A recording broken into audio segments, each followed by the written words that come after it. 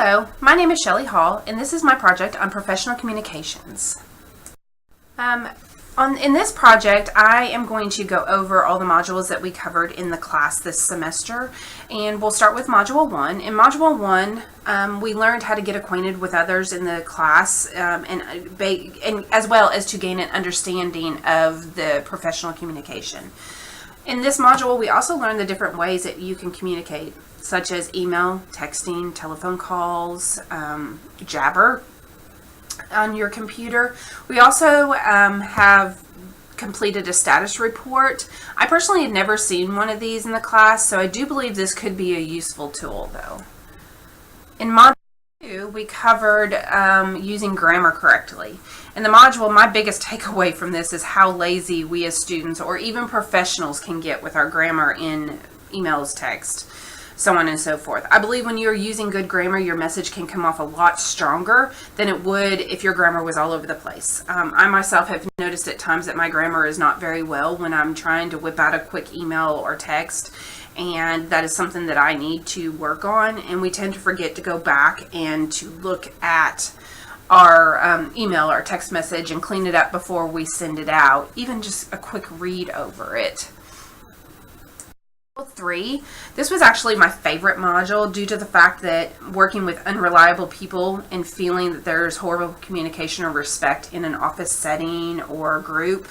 I tend to be that person who always per se gets used.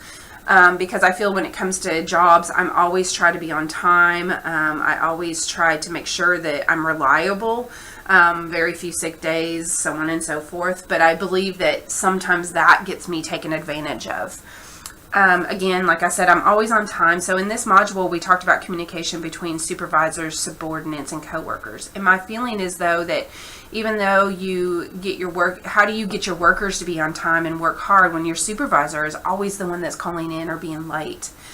This has set some very bad habits in offices that I've worked in the past. And just due to the fact that that supervisor or owner is not a good role model and has started some conflicts due to not showing up on time or at all. And conflict can be very difficult to deal with in a workplace. And it gets very uncomfortable, especially depending on what the side of your office is. Maybe there's just 2 or 3 of you in an office. Maybe there's 10 to 15. It really can be an unfortunate and uncomfortable situation. Module 4, the dreaded groups. I've never been a fan of group projects, and I think a lot of it is due to the fact that someone always does more or less for the group projects, and that's hard for students, especially the ones that want to do their part, but they also want everybody else to play their part, so we're not doing everything ourselves. Although I do understand that there is a purpose, I still don't like them. I do a lot of group work in my current job, but for the most part, as a whole, we have all really worked together because we all have our own specific jobs. Sometimes they do overlap, but sometimes they don't.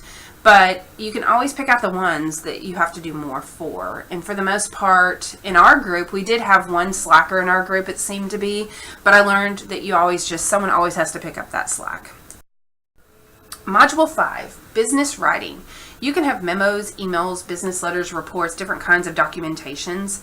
I did have a lot of good takeaway from this, although we do not use memos in my workplace at the moment. But we do have emails, and sometimes you have a chain of emails. Within the last year, we have had a meeting on how we need to write an email better because you never know where that email may end up. Sometimes a simple email talking about school little things may end up on the school president's desk. And you don't want that to be really grammar cluttered or grammar bad for it to end up on the president of the college or the president of the school or even a president of a group. You don't want that bad, using the bad grammar and format on that. I did learn that most common mistakes, though, in business writing, and that there is a lot of common mistakes in business writing, and to name a few are poor punctuation or grammar errors, management speak and buzzwords, forgetting who the reader is, your poor planning for the email or the text or the format, and just you want to make a big impression, and a lot of times we don't make that big impression that we need to. Module 6. I did enjoy this, however, it was a little frustrating. I really had to figure out how to put graphics and clip art in PowerPoints. because I've never really had to do that much. So that was frustrating to me when I was working on the first project that we did with a PowerPoint. However, though, I feel like I'm learning and getting a little bit better at this. I know I could still learn some more.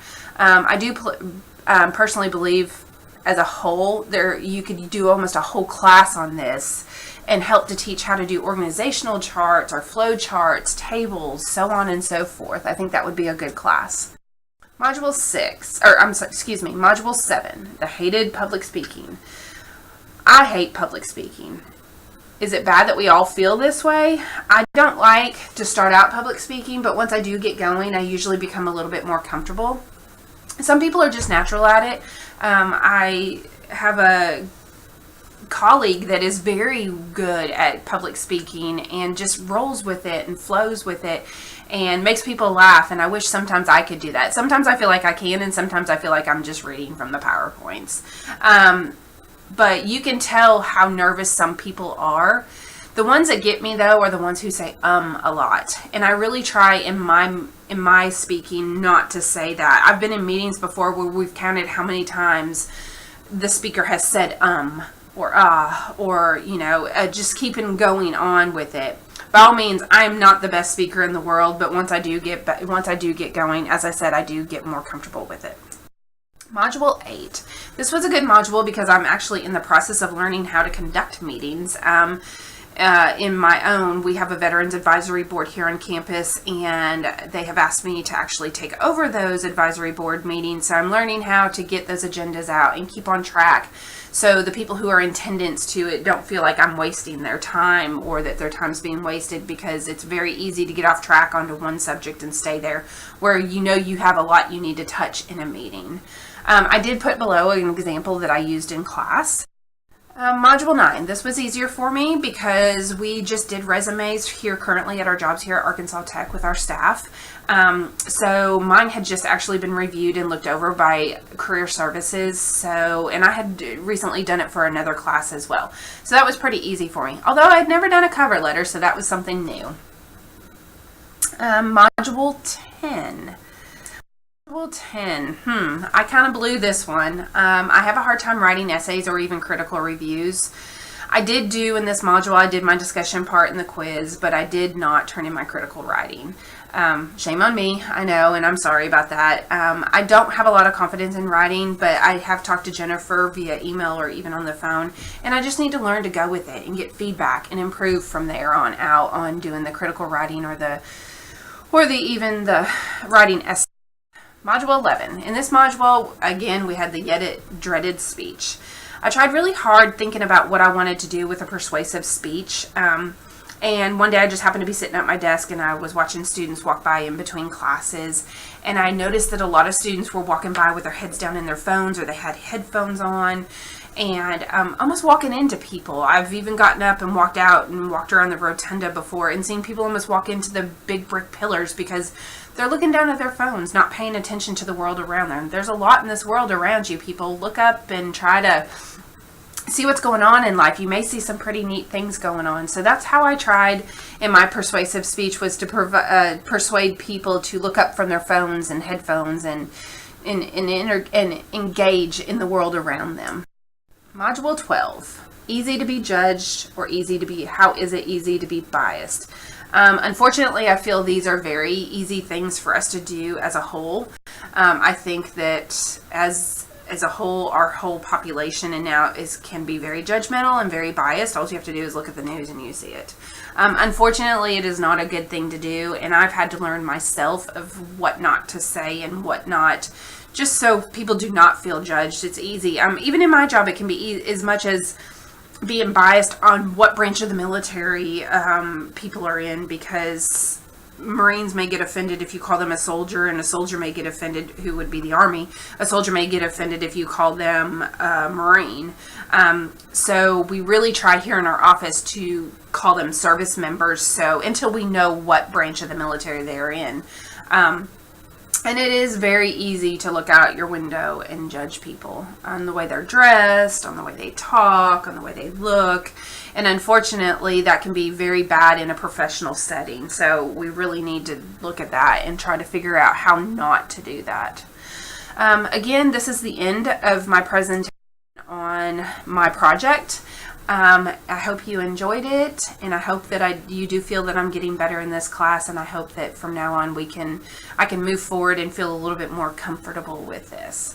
So I enjoyed being in this class, and look forward to more classes with you. Thank you.